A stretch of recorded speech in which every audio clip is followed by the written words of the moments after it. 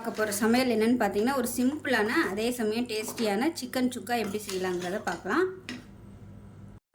இப்போ ஒரு பேன் எடுத்துக்கலாம். பேன் சூடானதும் 1 டேபிள் ஸ்பூன் வர கொத்தமல்லி சேர்த்துக்கலாம். நான் எடுத்துருக்க அளவு பார்த்திங்கன்னா இந்த ஸ்பூன் தான். இது வந்து 1 டேபிள் ஸ்பூன் அளவு. இதில் வந்து 1 ஸ்பூன் அளவுக்கு வர கொத்தமல்லி எடுத்திருக்கேன். இதில் 3/4 டேபிள் ஸ்பூன் சீரகம், 1/4 டேபிள் ஸ்பூன் சோம்பு, அது கூடவே சின்னதாக பட்டை, இது வந்து லேசான பட்டை ஒரு 2 துண்டு சேர்த்துக்கிறேன். அதே மாதிரி 2 கிராம்பு சேர்த்துக்கலாம், 1 ஏலக்காய் சேர்த்துக்கலாம், 10 வரமிளகாய் சேர்த்துக்கலாம். நான் எடுத்துருக்க அளவு இன்னைக்கு 1/2 கிலோ சிக்கனுக்கு இந்த அளவு மட்டும் போதும், கரெக்டாக இருக்கும். இப்போ இதில் வந்து 1/4 டேபிள் ஸ்பூன் மிளகு சேர்த்துக்கோங்க. என்கிட்ட மிளகு இல்லாதனால நான் மிளகு தூளை வந்து நான் சேர்த்துக்கிறேன். இல்லைன்னா நீங்கள் இந்த ஸ்டேஜில் இது கூடவே ஒரு 1/4 டேபிள் ஸ்பூனும் மிளகு சேர்த்துக்கோங்க. இப்போ நல்லா வாசனை வர அளவுக்கு வறுத்துக்கலாம். இது நல்லா வறுபட்டுருச்சு. இது மிக்ஸி ஜாரில் சேர்த்துட்டு நல்லா நைஸாக அரைச்சிட்டு பார்க்கலாம். இப்போ ஒரு பேன் எடுத்துக்கலாம். இதில் தேவையான அளவுக்கு எண்ணெய் சேர்த்துக்கலாம். கடலை எண்ணெயில் வந்து சேர்த்து செஞ்சிங்கன்னா நல்லாயிருக்கும். இப்போ இதில் கொஞ்சமாக நெய் விட்டுக்கலாம். இது வந்து ஆப்ஷனல் தான்.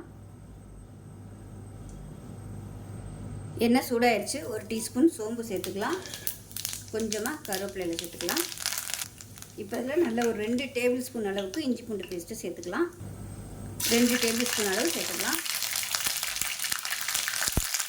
இப்போ இஞ்சி பூண்டு பேஸ்ட் நல்லா வதங்கிடுச்சு. மீடியம் சைஸாக 2 வெங்காயம் சேர்த்துக்கலாம்.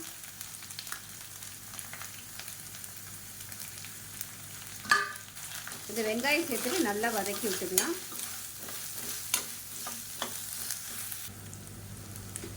வெங்காயம் இந்த அளவுக்கு நல்லா வதங்கினதும் மீடியம் சைஸாக ஒரு தக்காளி அடித்து வச்சுருக்கேன், மிக்சியில் போட்டு அதை சேர்த்துக்கலாம். 1/2 கிலோ அளவுக்கு ஒரு தக்காளி போதும். நீங்கள் 1 கிலோ அளவு பண்ணுறீங்கன்னா 2 தக்காளியாக எடுத்துக்கோங்க.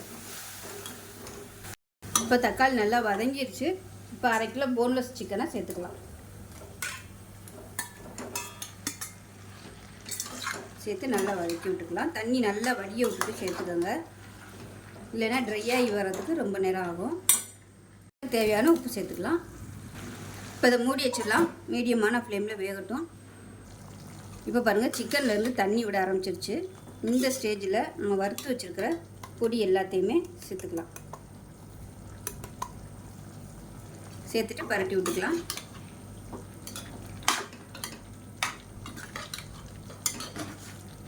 இப்போ இதில் 1/4 டேபிள் ஸ்பூன் மிளகுத்தூள் சேர்த்துக்கலாம். இப்போ அடுப்பை நல்லா குறைச்சி வச்சுட்டு மூடி வச்சிடலாம். இப்போ பாருங்கள், தண்ணியெல்லாம் வற்றி கொஞ்சம் ட்ரை ஆக ஆரம்பிச்சிருச்சு. இந்த ஸ்டேஜில் அடிக்கடி கிளறி விட்டுட்டே இருக்கணும், இல்லைன்னா அடி பிடிக்கும். இப்போ மீடியமான ஃப்ளேமில் அப்படியே நல்லா சுருண்டு வரட்டும். இப்போ எப்படி இருக்குன்னு பார்க்கலாம். இப்போ பாருங்கள், நல்லா வற்றி வந்துருச்சு. ஸோ இந்த அளவுக்கு நல்லா பற்ற விட்டுக்கோங்க. இப்போ இதில் லாஸ்ட்டாக கொஞ்சம் கருவேப்பிலையும் ஒரு 3 பச்சை மிளகாயும் 2 கீறிட்டு சேர்த்துக்கலாம். அவ்வளோதான், அருமையான சிக்கன் சுக்கா ரெடி ஆயிடுச்சு. அவ்வளோதான், அருமையான சூப்பரான சிக்கன் சுக்கா ரெடி ஆயிடுச்சு. இதே மாதிரியே செஞ்சு பாருங்கள். செஞ்சு பார்த்துட்டு எப்படி இருந்துச்சுங்கிறத சொல்லுங்கள். வீடியோ பிடிச்சிச்சின்னா லைக் பண்ணுங்கள், கமெண்ட் பண்ணுங்கள், சேனலை சப்ஸ்கிரைப் பண்ணுங்கள், பக்கத்தில் பெல் பட்டனை ப்ரெஸ் பண்ணுங்கள். நன்றி.